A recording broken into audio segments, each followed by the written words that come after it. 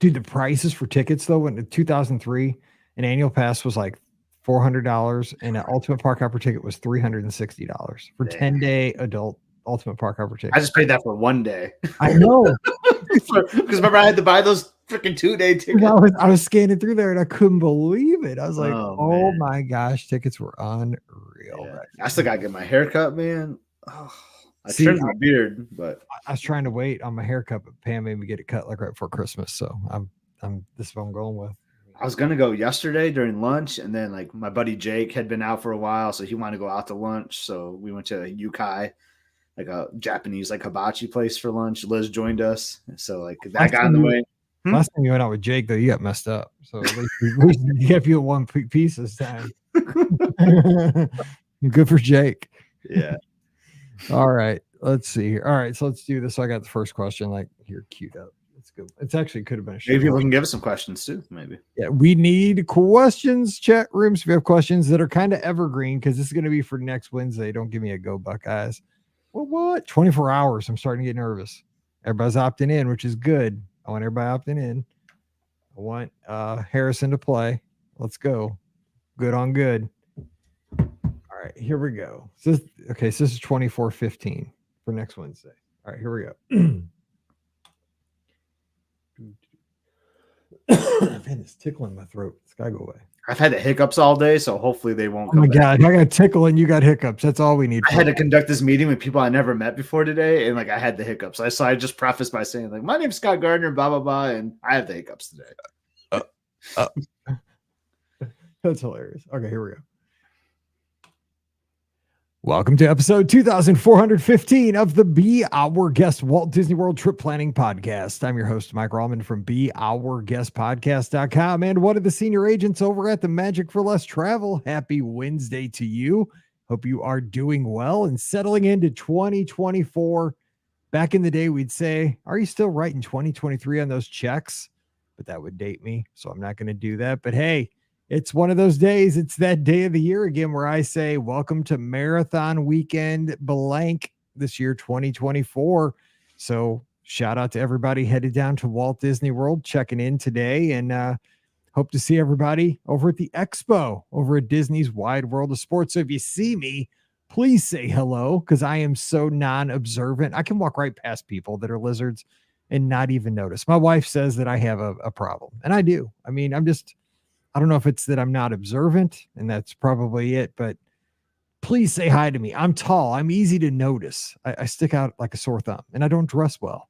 So, and I'm always in athletic gear, so easy to find. So say, hey, if you see me over there at the expo, we're getting ready to get it going for 48.6 miles. Everybody running dopey, people running goofy, people running the 5K, the 10K, the half marathon, the full marathon, and the same people who are just down there on vacation, not running a lick.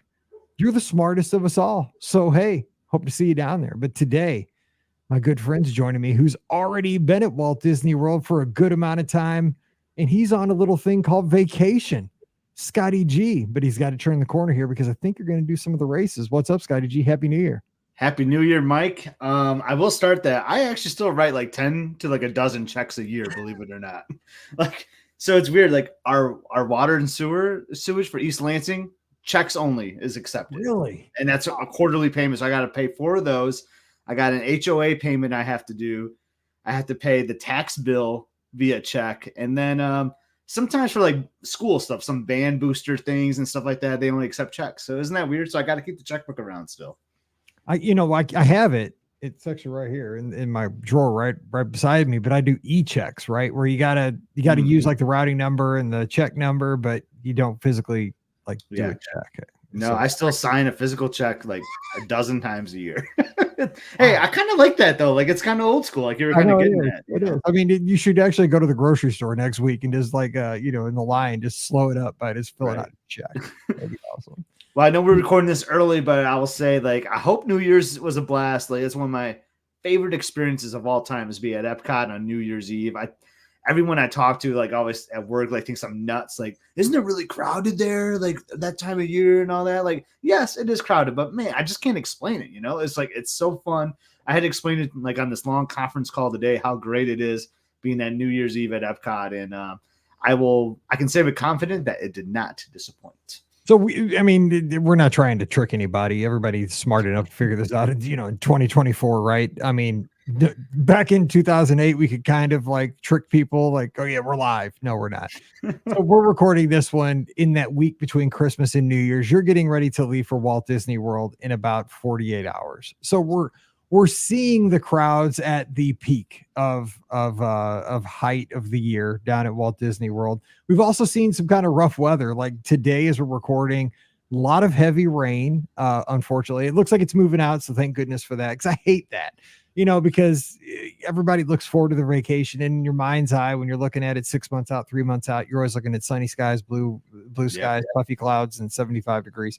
And that's not what it was today. So it's a shame, and I hate to see that. But what are your feelings 48 hours out? Because again, you're kind of in that mode where you're trying to make sure you don't forget your chargers and your packing, but you're obviously monitoring wait times and all that kind of stuff. So how are things looking at this point in the pre-vacation? Well, for the pre-vacation, my most nervous thing you were just talking about was the weather. Like I couldn't like pack like a week ago or a few days ago because like the weather like is so unpredictable, and marathon weekend is always a challenge too because of the races, you know, like do you need more shorts, more shoes, things like that. So it's always kind of a challenging one to pack for, especially when you tie it into like we're going to have like a 6-7 day vacation before it too. But the weather is making me a little shaky because like the lows are look like they're in the mid 40s, Mike, where the highs go like in the high 60s to 70s. So like, it's not going to be like a July vacation, right? Where, you know, like I'm just taking t-shirt, short sleeves and shorts, you know, like I'm going to have some jeans and maybe some sweatshirts too. So we're going to be checking a lot of luggage, I feel like, for this one. I don't know how you feel about it. No, I love that. Actually, I kind of like this kind of weather. It's because it's different, right? I mean, you actually get to wear different clothes than just the t-shirts and shorts like you do most of my vacations, because we tend to travel in the summer. I did like I have to say, it was a baller move on my girls. So, and it was totally random because I was just thinking I got to get some stuff done, you know, and I just happened to be messing around on my phone. And every year, of course, on Amazon, I order the cheapest order of sweatpants and the cheapest sweatshirts, right? Amazon basics are even cheaper than that, like Fruit of the Loom or something. So I get 4 pair of sweatpants and 4 pair of sweatshirts to wear to the corrals, and then I chuck them, but you know, as the race starts, and usually I don't even wear them for the 5K. Like I'll just wear something under, because you're not out there super long for the 5K. But I get 4, and you know, if I need them, I have them, and I pack those. Like as you say, like you're packing a ton of stuff, as what made me think about it. But they got delivered in these big boxes to our porch on Christmas Eve morning, and so they're just sitting on the front porch, right? And the girls are like, "There's 2 big boxes on the front porch. Amazon just dropped them off." I'm like, "Ooh, let's leave them out there." And they're just like, "Shouldn't you bring them in?" I'm like, that's fine. Like, what if like there's porch pirates? I'm like, a joke could be on them if they take it. It's not a big deal, you know, because they're thinking it's like something super valuable. You know, I'm thinking, and the joke would be on a porch pirate, right? They're going to get 4 of the cheapest pair of sweatpants if they grab that box, and they're probably thinking it's like a PS5 or something. Yeah. So I was like, I'm just letting this play out as long as I can. And like, we went to my in-laws, I was left them sitting on the front porch the entire time. They didn't get stolen. But yeah, it is one of those times you really got to think about what you're going to pack, because you're right. You got to bring at least 2-3 pair of sneakers in case like it rains on the 5K. You don't want to wear wet ones for the 10. It's a hassle, but I think by this point, a lot of the runners, we've done it many times. So you kind of have it down to a science. You just got to not forget things. Yeah. And it sounds great because we go a lot during really hot times. So it's actually the concept of like wearing jeans and like a polo, like sounds really nice. You know, like not worrying about like pouring in sweat the second you get out of your room. So that's going to be a little different. But not to get off subject here, but that story you just told was great. And it reminded me of one Christmas when I was, I don't know, like 15 to 20 years ago. My dad had a package delivered on Christmas morning. Like the mail lady was like, "Oh, I found this buried in the back of my truck, and I just wanted to make sure you had it on Christmas." It was like a gift for him. It was just something for himself. Like he felt so bad. Like, oh my God, I can't believe she like went out of her way on Christmas Day to like bring this package that she thought was like for a Christmas gift, and it was just something for him. But that's just what made me think of your story with the Christmas Eve. That's funny. You never know where you're going to find Christmas magic. I'm just saying. I mean, sometimes accidents make the stories. So, all right. So we're going to jump into some listener questions here. And we have one here that came to the inbox. Again, please send these to mike@beourguestpodcast.com. We've been getting more and more to the email, which I sure appreciate, because that gives us a chance to kind of get these in the queue and get them ready to go. And Paul says, Mike, listening to the podcast over the past few weeks and months, I realized that you and Scott have been talking a lot around a topic that I think needs its own show or discussion. So I thought, since it's us here today, we're going to take this. What is the right amount of Disney? He says. I think this is a great discussion / question because it has to balance the practical components like flights, PTO, tickets, food, and crowds with the experiences / feelings side of and festivals, events, running, etc.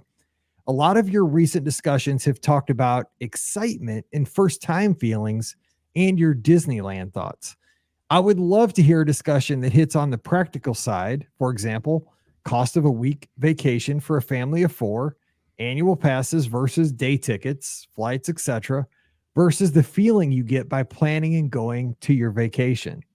We are a family of 4, and my thought on the subject is that one 8 or 9 day stay in a year is perfect for us. Things seem fresh when we go. We are always excited about our trip. We don't have to travel multiple times with young kids, and the cost of extending the stay a few days is much more affordable than 2 separate stays.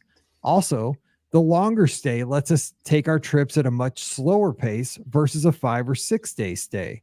A few years back, we did a May and a November trip, and the turnaround almost felt too short. Like we didn't have the same itchy feeling that we needed to get back. Sure, with yearly trips, we miss out on 1,000 different parties and festivals, but we hit the new attractions, shows, and fireworks when they come out yearly. And at this pace, I feel I could have decades more trips and have that same magic feeling. I'd love to hear your thoughts on this. Thanks, Paul. I think it's a super thoughtful email, and I think it brings up 1,000 discussion points. Don't you, Scott? Right. Oh, yeah. I love the email. And there's definitely, I'm excited to tackle this with you because there's definitely like some pros and cons to a lot of the sides. Like for you and me, like we take a lot of trips, like, and a lot of that is due to where Disney gets us with the festivals, the Run Disney events, parties for like, Halloween and Christmas, like all the seasons. And we end up taking a lot of trips. And to Paul's point, sometimes for me is the anticipation of a trip is like the most exciting thing, right? Like the waiting, like the planning, and like, oh man, I haven't been there in over a year. Like, how's it gonna be when we go? Like, you don't get that as much when you go like every 3 months, right? Like, I'm guessing you feel the same way on that, right? No, I'm exactly like that. And I think this is what I try to tell people is that the excitement of a Disney trip, if you limit it to how long your trip is. So if you say the excitement of your Disney trip is 7 days because you're going down to Walt Disney World for 7 days, you're missing the point. Like the excitement for me for Marathon Weekend, which is going to start today and it's going to go through Monday for me. I fly home Monday around lunchtime. It's not that. Like I've been looking forward to this trip since I booked it, thinking about where we're going to eat, when we get there tonight, we're going to have a meal at, I believe Maya Grill, which is one of my favorite restaurants. So like, I know tonight I'm going to have fajitas and margaritas with friends. And then, we're going to get to go on rides. We're going to do all this, tomorrow and see people at the expo. And it's the anticipation that I've been, when I get on the treadmill in the morning, that's kind of the goal over the past few months to keep me moving forward is these days that are coming and dreaming about the anticipation of the trip. Now, in the practical sense that Paul breaks down, he's exactly right. So when you think about practical applications, you're right. It's way more inexpensive to go like one longer trip than to take 2 because you're taking out of the equation. Well, think about this. 2 things that he mentioned that come right to mind for me, and I want to hear your thoughts on this. Flights, for one thing. Flights over the past 5 years have gotten ridiculous. So, I mean, whether you're staying for a weekend or you're staying for 10 days, you're still taking a flight there and a flight home, right? So if you can do it for 10 days, it doesn't matter. Like 2 days or 10 days, you're still taking a flight there and a flight home. So you're maximizing your stay with the flight. So that makes a lot of sense in Paul's, what he's saying there. And also PTO. Now, see, that's different for a lot of people. In my line of work, when I step out of the office, just a little behind the scenes, since I'm an independent contractor with the Magic for Less, like I have to have somebody cover for me. So I tend to get another agent or 2 or 3 or 5 because of my client load. They step in and cover my agent or my guests for me while I'm at the races. And so thank gosh for Ben Lappin, Jeanette, Michelle, Jocelyn. I have so many folks that jump in and help out so I can actually go and run these races. But sometimes it's easier to do one big chunk than to have to ask 5, 6, 7 times throughout the year, because that's a big ask. And I don't know how it is with you at your work. Is it easier to ask for one chunk, or is it somebody that's squeaky wheel you want to ask a bunch of times off throughout the year? I don't know how that works.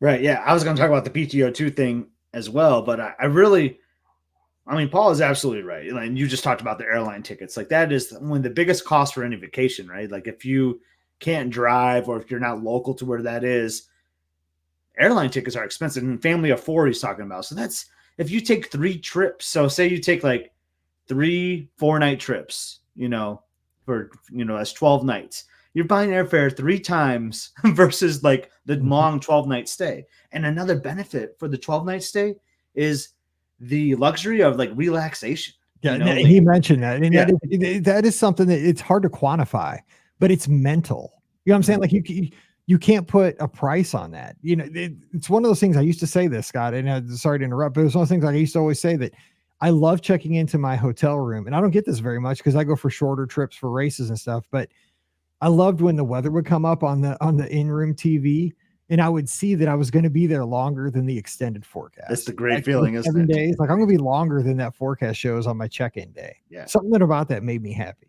Yeah. You could exactly. You can take advantage of just enjoying the resort, right? Enjoying like pool time. Like, you don't feel the pressure of having to rope drop every day or whatnot. That is so valuable to a vacation. And another thing too, like, say you're saving money on not having 3 flights, you can stay at a more expensive resort, perhaps, right? Maybe you can splurge a little bit there, or, I mean, you can still save costs, right? You can just do a whole 10 days at Pop, because that's a lot of fun too. Like, I know we've done that plenty of times. But if like, hey, I'm going to just do this one trip, we're not going to buy as many airline tickets this year, maybe splurge to a moderate or a deluxe, even if you do a split stay for a few nights, and just enjoy the resort and don't do park tickets when you're at the deluxe resorts. So it just gives you that freedom of flexibility for vacation, which when you're cramming 3 or 4 night trips, and that's just tough to do. It really is. I think too, what Paul's saying, kind of also, I don't know if he's saying it directly, but I think he's implying this, is that old phrase, that kind of absence makes the heart grow fonder, right? Yeah. That if you're hopping down, and I get it, right? Because like you said, it's fun to go to. I love Festival of the Arts. That's a fun festival, and I love getting a piece of like Flower and Garden. That's your favorite festival. It's great to get out of Michigan. Oh, yeah. In March, when it's been dreary for the last 120 straight days, and get to see the green and feel the sun on your face and all that. I mean, I see some brown this time of year, but like, I have not seen the sun, it seems like, in days. Like, it's I get it, right, but I mean, if you haven't gone in a year, like, it almost just amps up everything, right? I mean, you just even passing under, when you get onto property, because I get that, right? And I mean, I hate to be this, but like, when I go 3 or 4 times in a year, because like, I'll go down for like something for the agency, or, we get invited to a social media thing every once in a while. And that year I get to go like 3 or 4 times.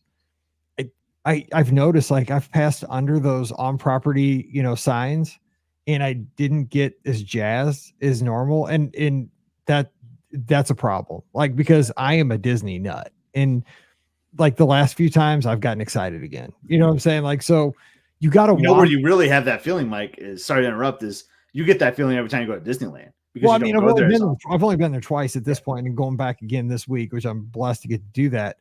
Or, for the that's how I feel when I go to Disneyland. I can't stand it. It's just, I'm like, my stomach is just like got butterflies. I'm like, oh my God, like, this is great. Cause like, I go there once a year at most. Some years I take a year off from Disneyland. So like, that's how I feel all the time when I go there, because I never go there more than once a year. And that's exactly kind of what Paul is saying about, like, the excitement level is like through the roof for me every time I go to Disneyland. Yeah. So I did kind of want to talk about the PTO thing too, because that's kind of tricky for me. Because I tried to take advantage of, like, I call them like bank holidays, or, like all those holidays that we get like in the corporate world. And that's kind of why I like to take multiple trips in a way too. Like, I'll look at the calendar and be like, okay, 4th of July is on a Thursday. If I go down the Wednesday before, I might be able to do a half a day, like work a half a day of work or whatever, and then I can get that holiday. Then I have the weekend. So I try to like look around that. So I take advantage of weekends and holidays that bump up against the weekend. So sometimes taking those shorter trips actually works out better for me from a PTO standpoint because I'm just taking like 2 days of PTO and get like a 6-day trip, kind of a deal, So like that's why I like to. That's another reason why I chop up days, kind of. If that You've always been a makes master sense. of that. I mean, I've always noticed that you've always kind of like, yeah, taking advantage. See, as a school teacher, I never really worried about that because we always went over the summer. That's because you couldn't take off days that had joined like days like that as a teacher. Like you just weren't Yeah. allowed to. That was kind of against the rules because you got summer vacation. I guess that's kind of how the district told us that was the trade-off, right? Like you can't do, you can't take like Martin Luther King Day and then you have to be at school on Tuesday. Like you couldn't be gone the Friday before Martin Luther King Day. Like it didn't used to be that rule, but I think a lot of teachers started doing what you did. And then what happened was they had to get 1,000 subs, because people were taking like 4 or 5 day weekends, but like President's Day, and it became a problem. I was probably one of them because I do remember taking a cruise over Martin Luther King Day weekend, like my second year teaching, and I called in sick from the ship. My principal told me to. She's like, as long as you call in sick. I was like, oh, I can call in sick. Yeah, I can do that. Yeah, so that's something I tried to do. And I mean, you can make that work for long trips too. So I did that over the Be Our Guest podcast cruise last year. So my company had a half a day the day before 4th of July, and we had 4th of July off. So like that was like a really short week, right? So that was like a 2.5 days of PTO I had to take off, or 3.5. Then I took the Friday before and the Monday after. So I had like a 9 or 10 night trip and only used 4.5 days of PTO. So you kind of had to be creative with that. Like I know your line of work is a little different, right? You just got to make sure you got coverage, things like that. I mean, I had to make sure I have coverage too, but I just have a certain allotment of days that I can have. So like I treat that like money. Like that is like, I mean, that is really valuable to me. So I just try to time it right so that I'm taking advantage of like weird holidays and such, as long as my coworkers are okay with it too, and they're not traveling as well. I want to keep it fair that I'm not always the one taking those days off, and it works out really well so that you can get more value out of it. So that's something I would think about too when you're taking either the short trips or even those long trips that Paul is talking about. Try to work it around at like a time of year that where you might get less PTO days. But the problem with that too, Mike, as you learned, most people have those days off too, and they're all going to the same place you're trying to go. I was thinking, because if you do that, like that, you're going President's Day, Martin Luther King Day, bank holidays is when everybody goes. Yeah. Yep. So there's two sides. And see, like with my line of work, I mean, just in everything's got negatives and positives, right? Everything does. Like, but like what I do, if I am not working, I am not making money. Like I have no paid days. I have no PTO. Like that's just because I work for myself, right? So if I'm not working, like I like when I was a teacher, like I got paid for the summer, right? I mean, that was great. The line of work I do where if I'm not working, I am making $0. So that's a trade-off, right? So you got to kind of bank it and budget and all that kind of stuff. I mean, it's fine, but it's one of those things like, you might think, oh yeah, he's got a great job because, he can go do whatever he wants because he works from home. But it is one of those things, right? I mean, I don't have PTO. So, I got to balance that too. I can work from anywhere, but I got to work too.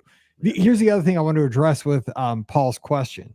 With younger kids, I think it would be better for younger kids to go like once a year, because I think, it is kind of different to get them out of their comfort zone, and vacation can be hard on like 6, 7, 8, 9-year-olds. And I think if you take them a lot, maybe they don't appreciate it as much. I think it's cool for like, say like, young adults that are single, go every month. You know what I'm saying? Like if you have the means, that's something, have a blast. You know what I'm saying? Rock out. If you have the means, go for every festival. I think that's a demographic that it's totally fine. That's different. But younger kids, once a year is probably plenty, I would say. Yeah, I would agree with that too. And honestly, like that's how our first few trips were until we became annual pass holders. And God, it's just funny to look back on those early, how different we vacation now, right, Mike? But I loved that. I loved only having to pull Emily out of school once a year, because that's another challenging thing. Like maybe when they're that 6, 7, 8, 9, it might be easier to pull them out more than just once a year. But like when they started getting to like late middle school and high school, like it's tough. Like your kid doesn't even want to go sometimes because like, oh my God, I'm gonna have to make 3 more days of homework. I'm already hearing it from my kid right now for when we're at Disneyland.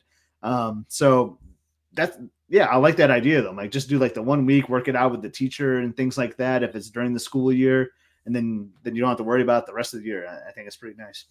I think if you take young kids too much, they, again, it's age appropriate, right? They won't appreciate it. Like you got to keep it, especially for younger kids, super special. Like you give them just enough that they get a taste of it. But then where they you get go a certain home. height level. So now, like next year, you can Right. do this attraction. Whereas it's not like, hey, in a couple months when we go, you'll be able to get a new one. They like build it up so that there's more new things for them to do each year. Yeah, And I mean, we're kind of guilty of this with our kids, right? Because I mean, our kids, I mean, think about it. Like our kids have been on all the cruise ships, and I mean, we and a lot of our audience, like, I mean, you want to spoil your kids, right? You want to give your kids, because I mean, like I've said this on the podcast many times. I didn't go on I went on one vacation the entire time I lived at home with my parents. We went to Walt Disney World once because my dad caught a major league pitcher in the off season and he flew us to Florida for spring training so we could drive his van from Clearwater, where they had spring training, up to Philadelphia after spring training. So he gets 2 poodles up to his house when the season started. And so we did that. And so we spent a half a day at the Magic Kingdom and it rained. And so that was my one vacation with my family down in Clearwater. So I didn't vacation. So as a parent, what do I want to give my kids? What I didn't have. And so like I've overcompensated, try to give them everything. I wanted to go to Disney World, so I've taken them a bajillion times, probably gone 180 degrees the wrong way, and here I am doing the show and all this stuff. But it is a balance, and I think sometimes you don't want to give them too much to where they don't appreciate what they have. Because I mean, I remember like Mallory growing up in a public school, and we lived in kind of a, not kind of a lower socioeconomic area where we taught, and Mallory's perspective on things was so different than the rest of her class. Like she thought everybody went to Walt Disney World like every 6 months, and like hardly anybody in her class had ever been to Walt Disney World, and she didn't understand that.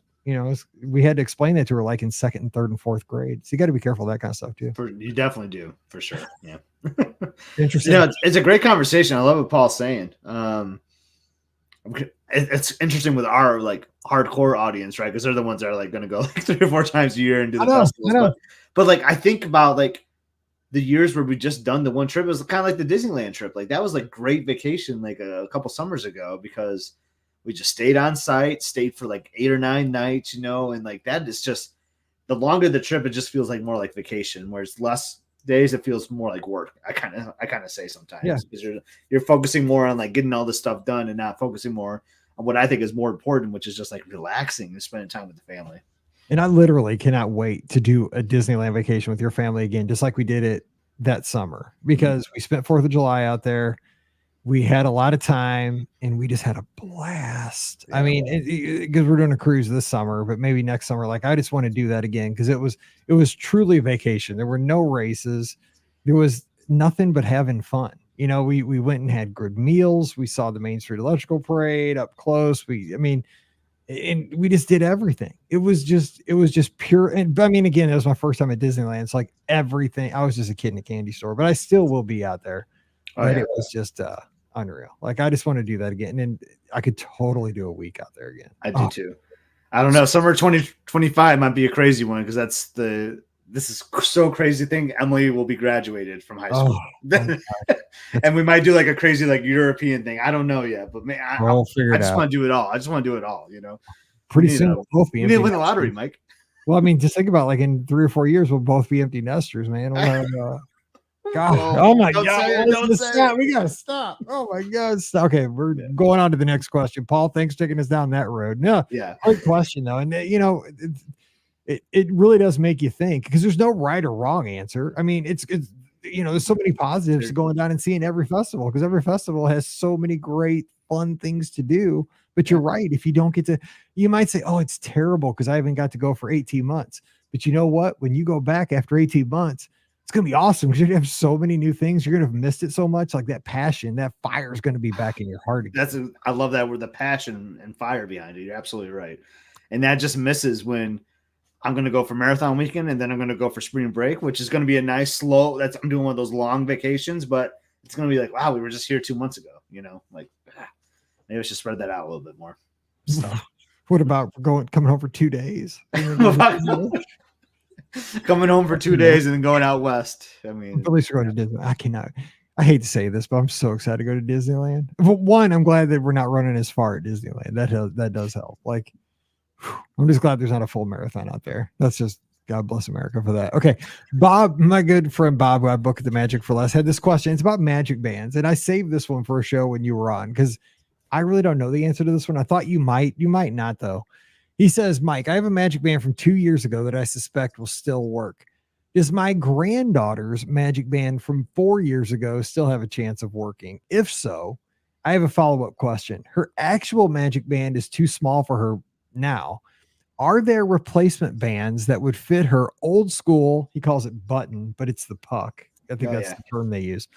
From the middle of the band. I assume it's removable. I see screws which appear to hold it in place. Bob. Okay, so I gave Bob some advice, but what would you say to this? Because 2 years old, I say yes, probably working. Yeah, I would be confident that a 2-year-old magic band would work. Yeah, before you're getting close, I would say, right? 4 is a stretch, and I'm trying to think what version magic band is that? Because we're kind of like on the third Magic Band Plus. Is that what it's called? I don't even know what it's called. Yeah, I think they're called Plus now, and I don't think that would be a Plus because I think 4 years ago they were still just like Magic Bands. Yeah, but then there was like a Magic Band, and then went up a level too. That's true. That's right. There was kind of an interim one that was a different. That's the problem is the puck might be a different shape now. It could be, yeah. I like what Vero Mike is saying. Like, I kind of like just buying a new Magic Band because that's kind of fun too, right? Like, have the granddaughter pick out the band that they want to wear, but I'm trying to remember what the lifetime was that because they used to say like, oh yeah, this will work for. I think it was like 2 to 3 years is kind of what they said. Yeah. I think it's 2 to 3. So I think the 4-year-old one might be a little bit too old. What I always tell guests, here's the advice I give at the Magic Plus. Take your magic bands that you're not sure if they're going to work. And if they work, boom, bonus. You don't have to buy anything. You're fine. But if they don't, you can buy a magic band everywhere at Walt Disney World and in every kind of, character, color, you can find, whatever you want. And none of them are super cheap, but you can find least expensive ones and you can spend a lot of money on them if you want to get a blinged out fancy one too. So I just kind of, like you said, bring it, see what happens, but let your granddaughter, splurge. We just talked about spoiling your kids. Spoil your granddaughter. Yeah, that's what I like that. All right, here's a comment from Scott Wortman. He's one of our lizards, and it goes back to the show we did about sticker shock. Oh, I wasn't on that episode, but that was kind of funny because we were talking about like a sticker shot, like the episode before, I think. Yeah, I think it was Boma for both of us, New Year's Eve. He says, comment if you have time on the show. Do you remember this? My sticker shock actually came from your call-in show. After COVID, Run Disney races went on sale fast and furious almost every Tuesday for months in advance. During your conversation, one of you said in fun, just register and it would be like cheap insurance for a great weekend. I took your advice, and after the races, merchandise, rooms, and dining, I continue to watch the interest build up on monthly on my credit card. However, the Run Disney Slam was worth it. Merry Christmas, Happy New Year, Scott Wortman. So yeah, he gave it a shot and joined Run Disney and did all the races. And that is some sticker shock though, man. Because like, if you don't know, like if you listen to the podcast and we're talking about, and you're a runner and you hear us talking about Run Disney registration and how fun the races are, you're probably thinking like, oh yeah, I do local races, like, yeah, let me sign up for one of those. And you might have like a number in mind, like what a local race is. And then you go to register for a Run Disney one and you're like, holy cow, like that is a serious sticker shock. It's absolutely sticker shock. Especially if you're doing more than one race. I mean, your best bang for the buck is the marathon. Because, I mean, if you want to think about cost per mile, like, it doesn't get any better than that. Yeah, it is if you're willing to be in pain. Yeah, pain. But yeah, it is a good deal. And you don't have to sign up for that one usually the first day. That's usually the last one. Because people that have done it before, like, do I want to do that again? That's how I did my first one. Jocelyn was signed up for the full marathon.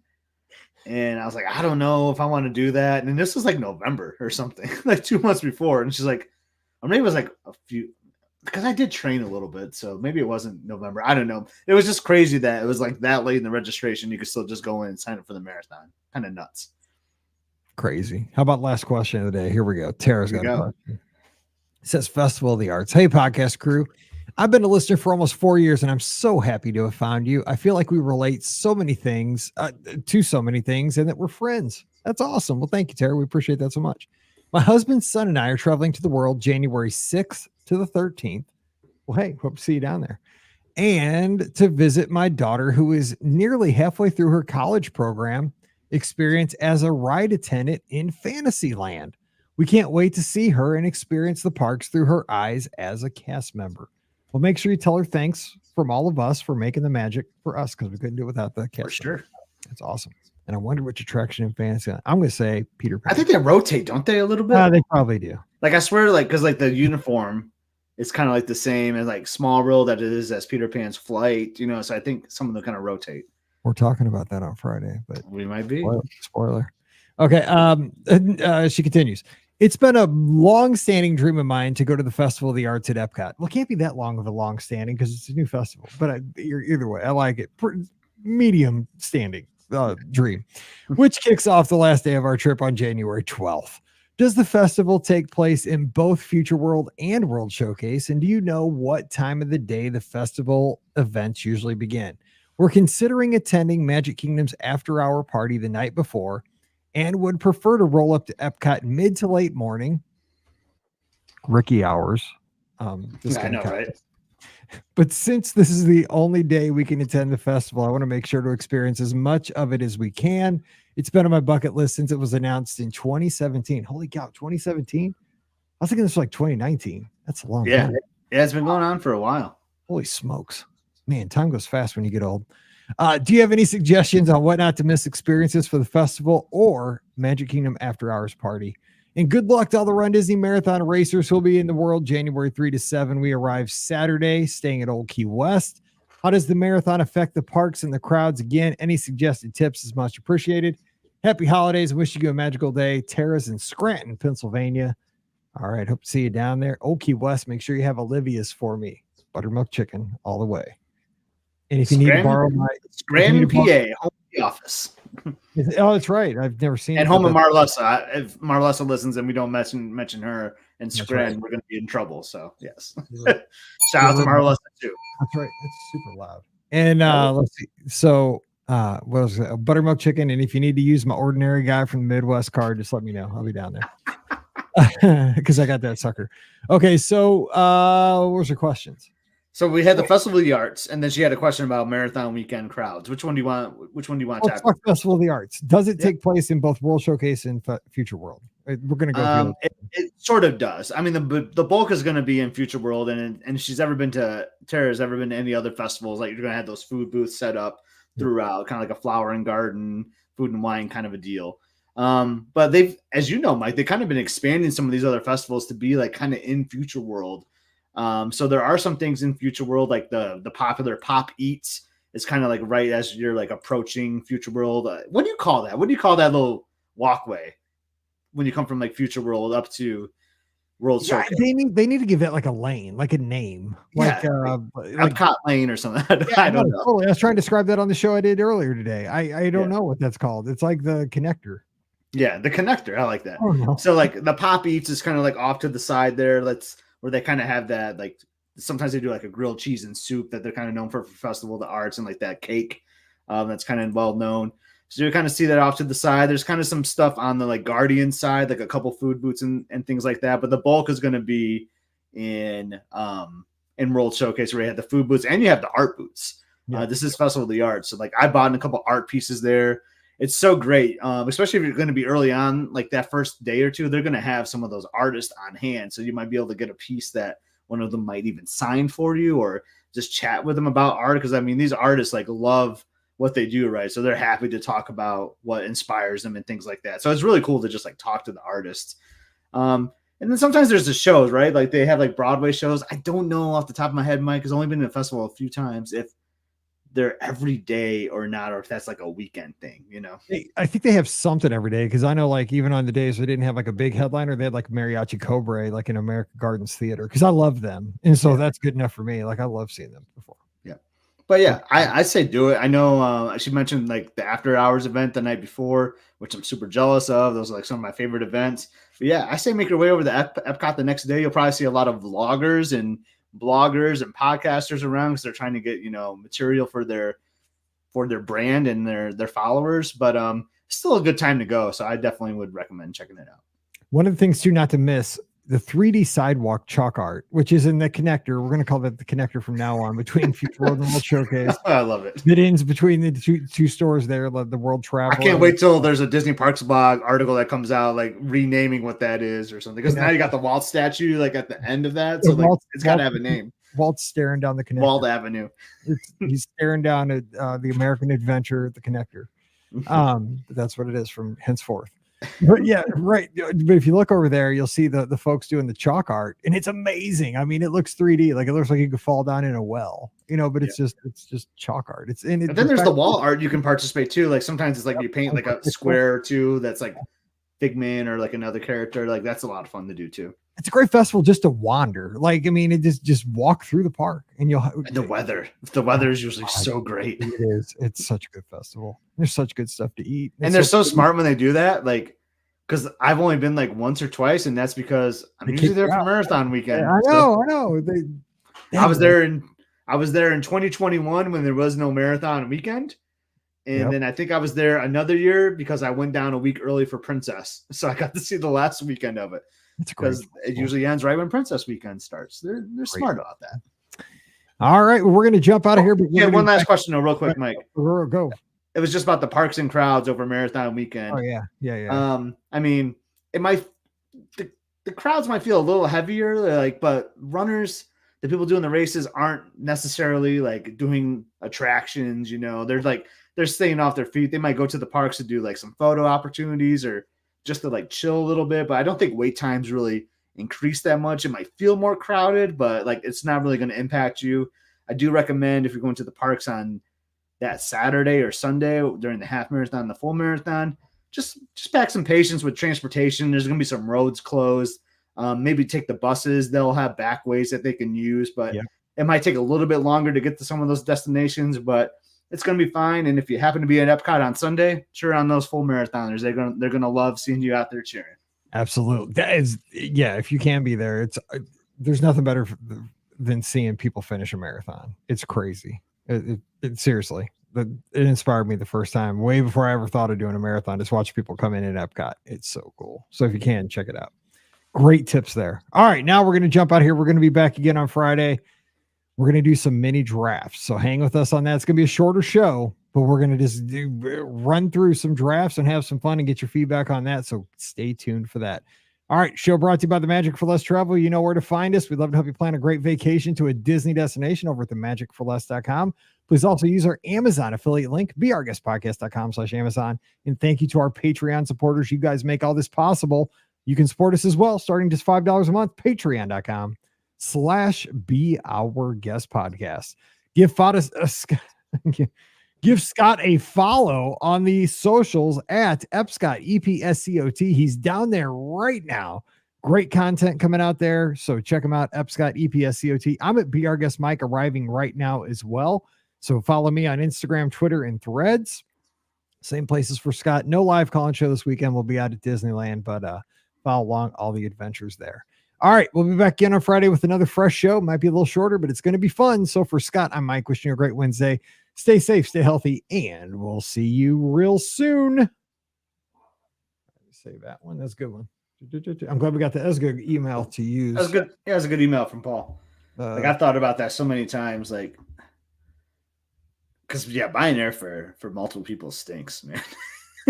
That's why I'm glad all these solo trips where you get definitely a lot more bang for your buck if you just take a long trip. Yeah, for real. Because God, it's so expensive.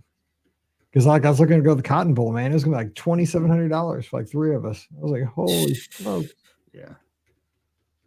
And I was like, I was not driving to Dallas, man. It's just too far.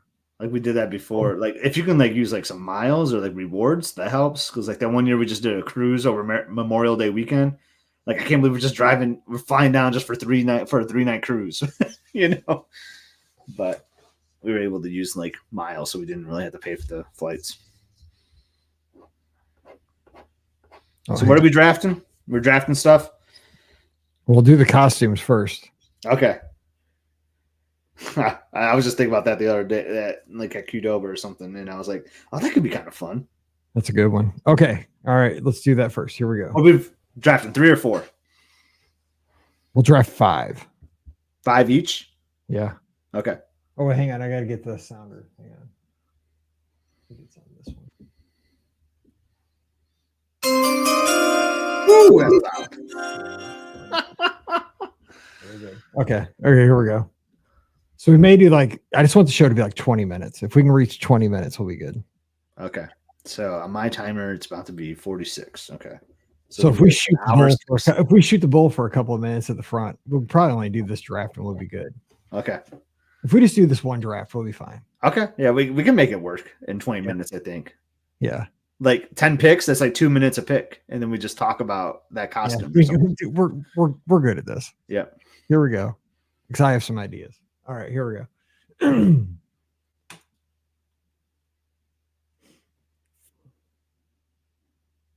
This is what number? 2416. Okay, here we go.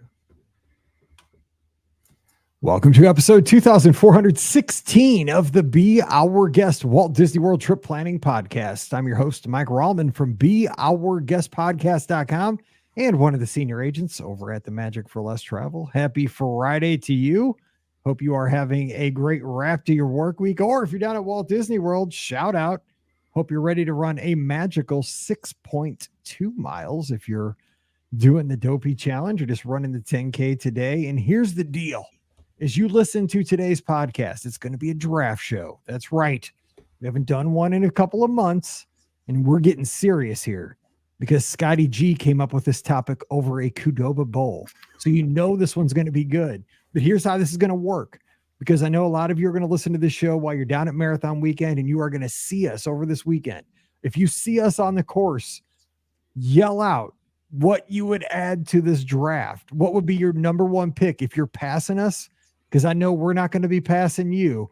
So if you're passing either one of us on the courses, just yell out Tomorrowland, the Speedway costumes, whatever it is, let us know. So that way we know that you listen to the show and we can give a good laugh and we'll all pass, that good 50 feet during the race.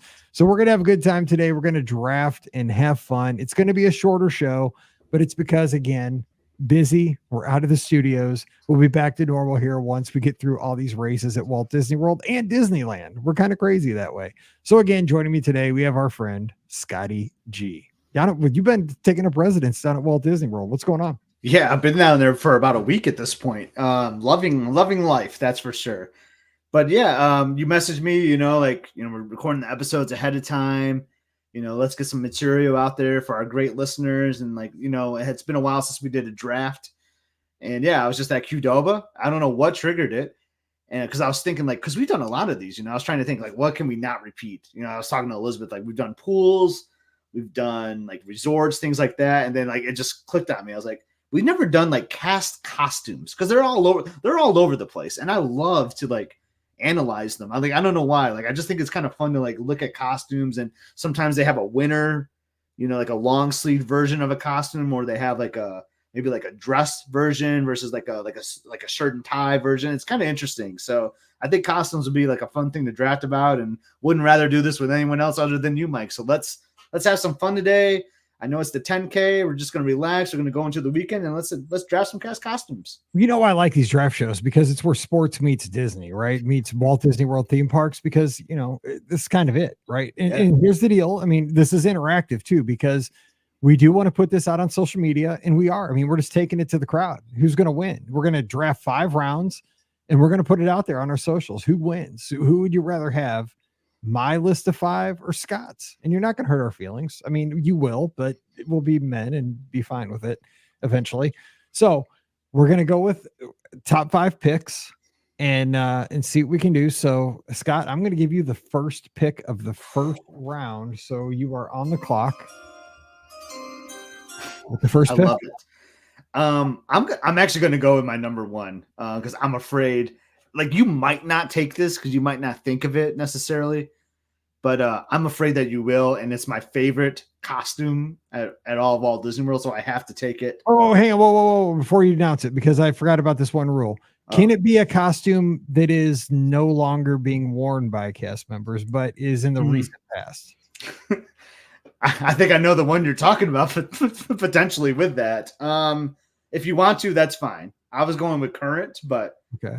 I guess that's fine. I'm Okay. very curious where you're going to go with this now. I know, because you know what I'm thinking of. Because it's. I think I do know what you're thinking of. Okay, because I mean, that's not going to change mine because I'm pretty confident they're still wearing this. It's not my number one, but it could sneak in. Okay, go ahead.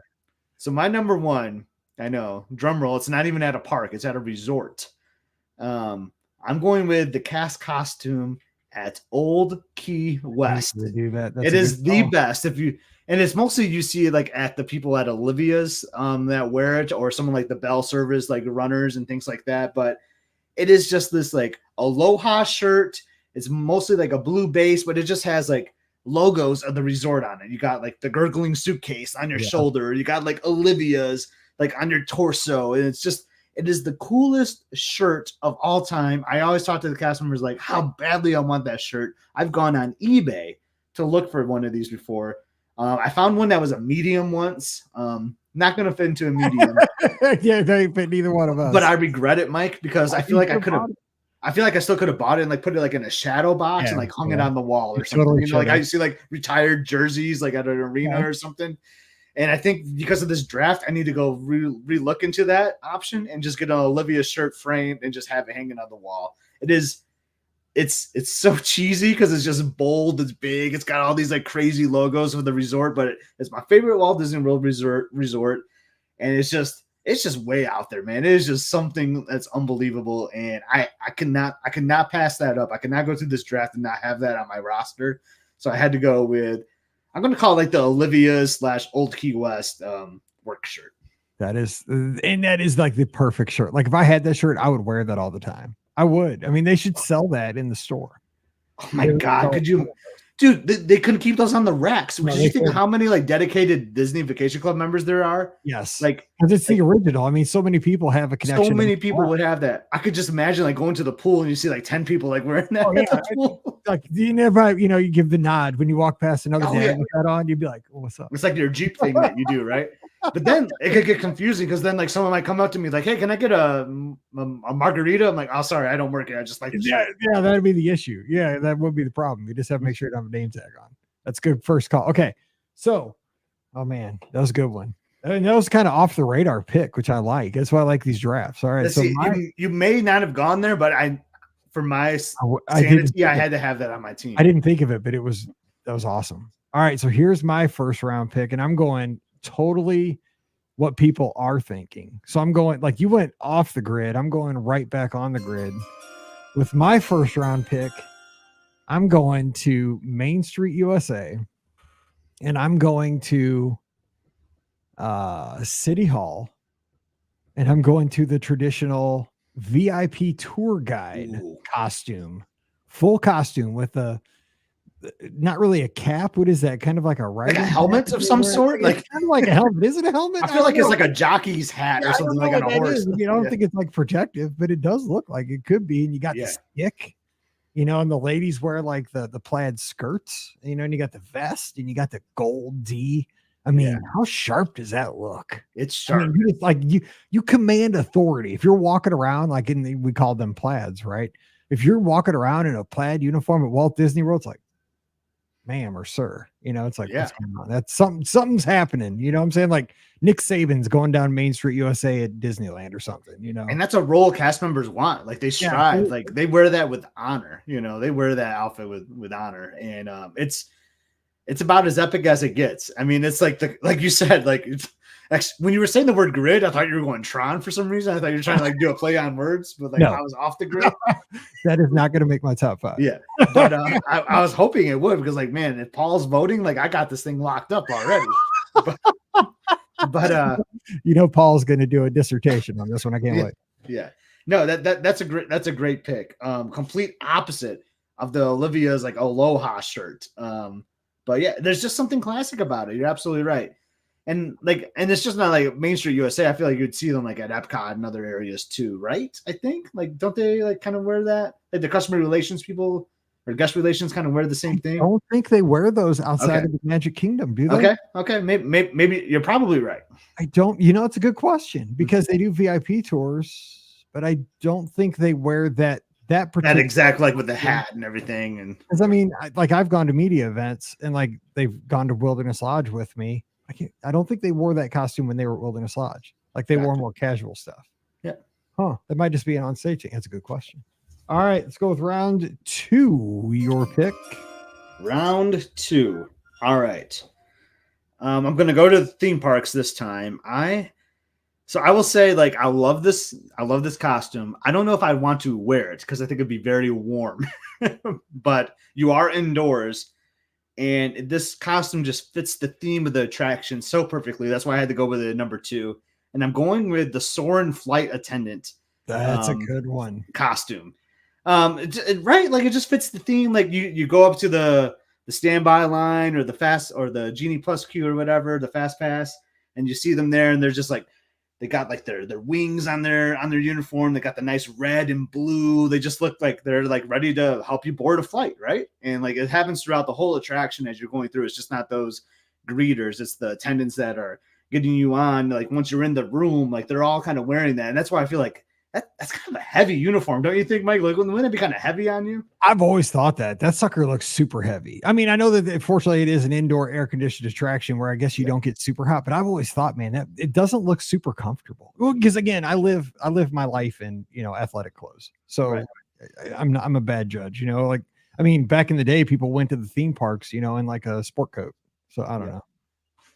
Yeah. Okay. Oh. Whoever easy there. I think that's our good friend Richard. Okay, so I got to move on because he just blurted out my second round pick actually, and I actually had this. This was my second round pick anyway. So my second round pick, we're heading over to Disney's Hollywood Studios. We're heading down Sunset Boulevard. And we're headed to the Tower of Terror. Ooh, that's a great outfit. And Richard actually mentioned that one right before I got to it. Kind of my third one is written on the sheet. So if anyone says it, I already have it written on the sheet. Okay. I didn't look. I don't want to look, but this one's kind of epic because you see this costume, like in all the back in the day, I used to watch planning videos like a nut. And so did you. I mean, because you got the DVDs, right? I mean, this was kind of our connection to the parks between trips. And we kind of talked about that on Wednesday show, right? How you would like long to be there. And there's that one guy, right, that would just kind of like look at you, like in all the videos. Like he would always have that sneaky look at you as the doors closed. But he always had that full on, like the porter costume with the hat. The hat was always, what is it about the hats? Like the box hat or something, and like the overcoat. Those costumes are just perfect. And again, not comfortable. Probably there's a lot to be said about these costumes not being comfortable, but they look so good. So I'm going Tower of Terror for my second pick. Yeah, that is perfect. And I know that video you're talking about, and like it's kind of creepy when you would see that. Like it fits the attraction perfectly. Like those costumes, it's like that nice burgundy, like it almost matches like the exterior of the building. Like almost they colored the costumes to match the physical appearance of the walls. Yeah. And so real quick though, that guy that we're mentioning, like that's in the video, like he actually does work there. That's interesting that he's not like some kind of an actor that they did for the videos. Like you would see him sometimes working the attraction. Really? Oh yeah, that's awesome. Yeah, he was an actual cast member at that attraction. Like you'd be like getting on, like that's the dude. Like I mean, he didn't always like go to your door and like just like the video, but like he would load you in. So that's awesome. Okay, round 3 of 5. It's kind of crazy, man. People that are listening are probably like screaming that we haven't said this yet. And like Scott, you went with Olivia Silky West as your number 1. I gave my reasoning. I want to have it on the roster, but I feel like this is a steal, Mike. On the third one, it kind of fits what you just went with too. I'm going with the Haunted Mansion. Like, are they like butlers? Like I don't know what the exact name is for that costume. But this is a great one where like there are multiple outfits, right? You could have like the like a female, traditional female one, or like a more like a tuxedo vest kind of a thing. They're green, they're great. I mean, it's just you know that costume when you see it, right? Like I think people that haven't even been to Walt Disney World know like what those are. And I think you, Richard, yeah, butlers and maids are like the name of those costumes. And I'm just gonna say like that's my answer, but like you can kind of cheat here too and say like the Halloween one is even better because sometimes they'll do like makeup even on their face, like with their costume too. So like it's really well in theme. I love the coloring of the green. Yep. It just seems like so retro, really, because I mean it is an older attraction.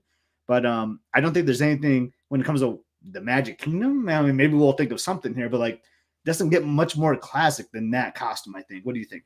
No, I agree. And Ricky even wears this one around to work some days, I think, because she has this outfit as a dress. And a lot of people actually do. They have this costume and they brought it home. But yeah, it is epic. I mean, I think even super casual, not even Disney fans, super casual, just Americans see this outfit and they know, oh, that's the Haunted Mansion. You know, and I think that tells you something. Yeah, that's a good pick. That was actually gonna be my next pick. So good pick. Sucker. I like it. All right. So it's just my third pick, right? Yep. All right. For my third pick, I'm stepping outside to a special event. Ooh. Oh, I like what you're doing here. Costume, which I've always thought was super cool because it showed that you were at a special event, and it is the cast member costume at Mickey's Not So Scary Halloween Party. When the cast members have on that, it's kind of an orange smock over like a purple dress or green top. And it's not super special, but it's like, you're at the party and it's those Halloween colors and it only comes out when you're going to the party. They don't wear them any other time. Usually going to be dishing you out candy at the trick-or-treat stops. That's where you see a lot of these cast members interacting with you. And they're just fun. And I just like the looks of them. I mean, there's nothing really obscene about them. The kind of like the guys have on the bow ties, like purple bow ties and stuff. They're cool looking costumes. I've always liked this costume, the look of this costume. So I'm gonna put that in at slot that in at number 3. It's a fun costume. Yeah. It stands out for sure when you're at the party. And like, what's cool about it, like, I know our friend like Kim Taylor, who's a PhotoPass photographer, like sometimes they'll like have shifts to like work the party. Like, even if that's not like your main thing that you do. And like, you get to wear the costume. Like I've seen her like excited, like, oh, I get to wear the Not So Scary like Halloween party. Cause it's like, I talked about the honor of the first one of your first pick. This is like a cool thing too, that I think cast members look forward to being able to do. Like everyone knows about it. It's such a cool thing. Like the atmosphere is great. And I know Richard is giving you a hard time with it. I love it. I love the look of it. I mean, it was one of those things that I always got excited because the thing was, I didn't get to go. I chose to rarely go to a Halloween party because of the cost. It was a super special night when I got to do it. And so you only saw them, like when they came out, it was like a big deal. When you saw the cast members in these costumes, I think that's kind of what made them special for me. And I like seeing it. No, I love it. I think it's a good pick and it's fun. It's a fun costume and to look for them, right? I want to get some candy or something. I gotta find someone in that uniform. Totally.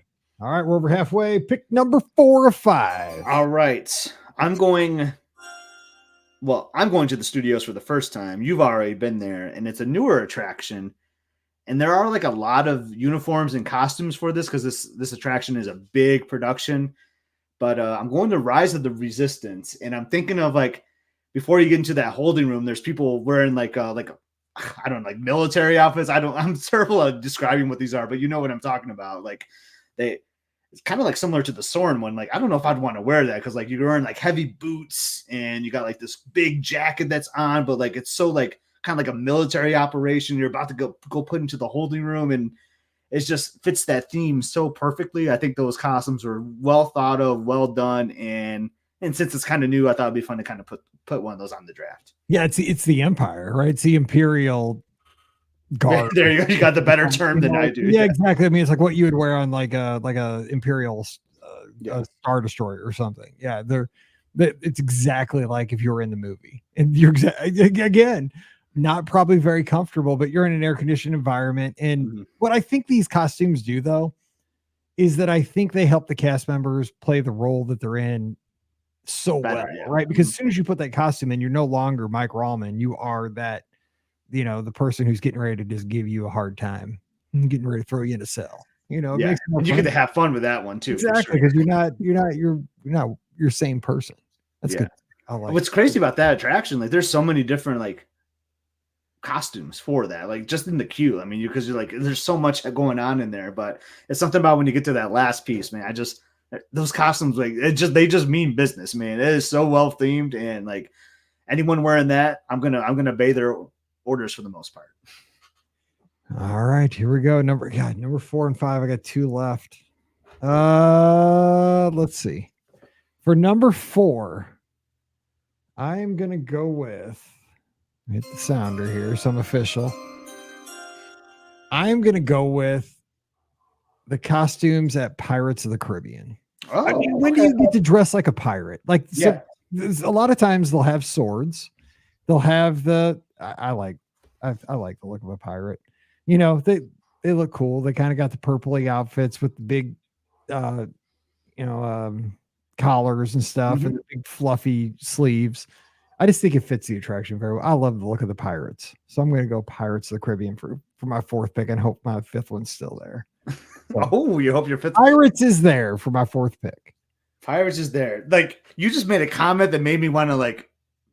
I might just do it because like I don't know why I'm feeling mean, but yeah, don't do it because you asked the question, can you use like retired? Don't do it because I should have taken it. Don't do it. Okay, I won't. I think I know what it is, and I think it's at. I think you know what it is. You know what it is. You totally know what it is. You know what it is, dog. So I'll be nice. Because I've tried to buy this one on eBay too. Oh, I tried to buy. Okay, I know exactly what it is. I need that next to my Olivia's one. Okay, I already have like a weird like shirt thing already. Anyway, so like I'll leave that fantastic one for you. Okay. I'm gonna go with a classic one. I actually have like a replica because we wore this at a Halloween party once in my closet, and you can kind of basically see the same uniform at 2 different parks. And as you can see, I've tried to like hit every park. So I'm going to go with the Kilimanjaro Safari. I'm going to call it / Jungle Cruise because it's basically the same outfit, like a safari kind of outfit. And it's cool, you're right. Like it fits the theming very well. You got like your khaki shorts or your khaki pants, and then you got like the fun little khaki like dress shirt, but not dress shirt, but you know what I mean, like a button collared shirt. But it has like the cool patches, like with the Jungle News navigation company like on the sleeve, and then at Everest it just says Safari. It's like basically like the same thing, just like with a different patch on it. But I think it's well themed. I think it's cool. It's simple. It's very simple. It's very basic, like not much to it, but it really works well for the attraction, I think. And I think everybody looks really good in it. You know what I'm saying? Like it really kind of fits everybody, and it's perfect. Like to get on those big Jeeps and do your job. That one actually does look comfortable. Yeah. We're like the opposite of like Soarin' and like you said, Rise of Resistance and all that stuff. Not comfortable. Like this one, I would enjoy wearing because you're outside on that one, obviously. So you need something that's going to be able to not sweat you out. But yeah, I love the look of that one. And in Jungle Cruise, I would tie those together. Those are both, and the hats too. I think the hats make it. I'm a hat. Yeah, the hats for sure. Yes. All right. All right, Mike, you get the last one. You left it for me. This is a retired one, but you do every once in a while. You still see it every once in a while. You do see it every now and then. I don't know what the deal is with that. Like why you can see it every once in a while, and you know what it is. Scott knows. It's that it was kind of a generic World Showcase button-up shirt that had all the 11 flags of the countries that were represented in Epcot.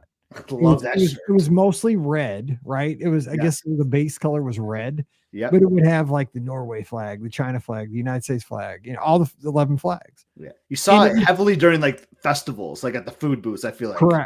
Correct. And it seemed like it was more prominent. Like when I first started going to Walt Disney World, probably like in the early 2000s, you saw it all over the place and it was in all the planning videos. It's not around as much anymore. I don't think it is hardly at all.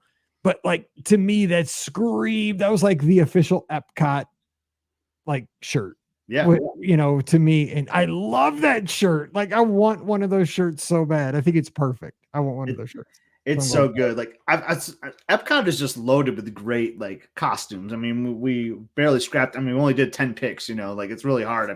we definitely left some good ones out. So those that see us over marathon weekend, let us have it. You know, we know we left some stuff on the floor, but like even I remember back in the day, like, and I think it may have changed a little bit. Even when you entered the turnstile at Epcot, like they had like a crazy like Spaceship Earth shirts. You know, like I wanted one of those so bad too. Then you walk in, you get the World Showcase, and they got this crazy like all the flag shirt. Like it was so awesome. Like I remember that time. Like what a time. Yeah, the Spaceship Earth ones that were purple with like the gray, like silver. Yeah. So I wasn't sure if you were going to do that one or I thought I already wrote down World Showcase shirt before you said it, but that was like, oh, it could be like the Epcot like turnstile one too. I love that World Showcase shirt it was classic. It was so good. It's probably the most classic like cast member shirt. But you're right. Every now and then it shows up. Really start rolling through with it. Yeah, exactly. Yeah. Bring them back. Yeah, especially at like what is the shop at International Gateway? Is it just called like Gateway Stores or like I can't even think of what it's called. There's one called World Traveler. That's it. It's World Traveler. Yeah. Sometimes I'll see a cast member in there wearing it too, and I'm just like, oh man, you were the lucky one today, huh? Absolutely. All right. So did you write them down? Yeah, I'll roll through them. Recap them real quick, and then we'll jump out of here. Yep. So let us know what you think, Paul. Critique us. Let us know what we're missing on social media. I went with the Olivia / Old Key West work shirt. The Sword and Flight Attendant, Haunted Mansion Butlers and Maids, the Imperial uniform on Rise of the Resistance, and then Jungle Cruise / not Expedition Everest, Jungle Cruise / Safari. Okay. Mike, you went with the Main Street USA VIP plaid uniform, the Tower of Terror. What would we call that? Like the Porter, maybe? Yeah, maybe the Porter. Yeah, the Porters. Yeah. The Mickey's Not So Scary Halloween Party, like orange and black, awesome candy disher shirt, the Pirates of the Caribbean uniform, and we just talked about the classic World Showcase flag shirt. Love that. All right. So what we'll do is we'll put a poll up on my Twitter, and you can vote there, and we'll put on Scott's too.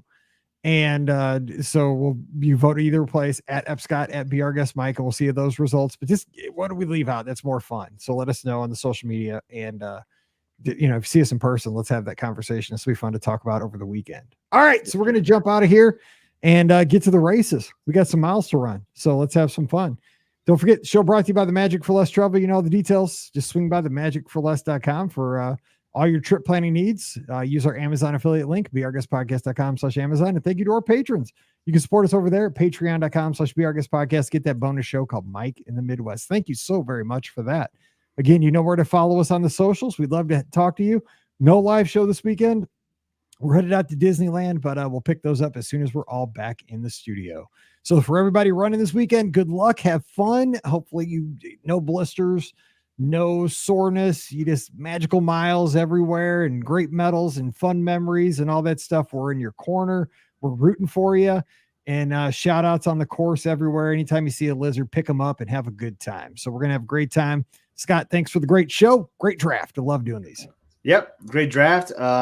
Hey, we're hanging out today, so that's fun. And then we're off to Disneyland. Whew. All right. So we'll see you guys there, here, there, and everywhere. So for Scott, I'm Mike, wishing you a great weekend. Stay safe, stay healthy, and we'll see you real soon. That's a good one. Good stuff. Yeah, we made it work. It was like 25 minutes. So. Yeah, perfect. That was perfect. I knew it'd be longer than we expected, which is how we go. That was a fun one, actually. Like I really liked doing that one. It was. We need to do more like that because that was easy and fun. So 1, 2, 4. And like, it'll be a great topic because I know we're missing some great ones out there. I know we are. All I pulled up that is Googled Walt Disney World cast member costumes and hit images. Yeah, nice. So that's where I got mine. That's fun though. That was good. You got a good list. Yours is probably better, I think. I don't know, man. You have like the plaid. I like the Old Key West. I love that shirt. See that no one's gonna like that one. That was just like a funny one for me. But no, I've always, man, I want that shirt. I'm the same way. Like I go on eBay. Like there's sometimes like back in the day, I wanted like the bedspreads from like Polynesia or something. Oh yeah. I've looked at that flag one too. I need to look. The Old Key West shirt. All right, I got to roll because I got. Okay, all right. Yep, I'll talk to you later. All right, I'll see you. All right. Yep, see you. Bye, everyone.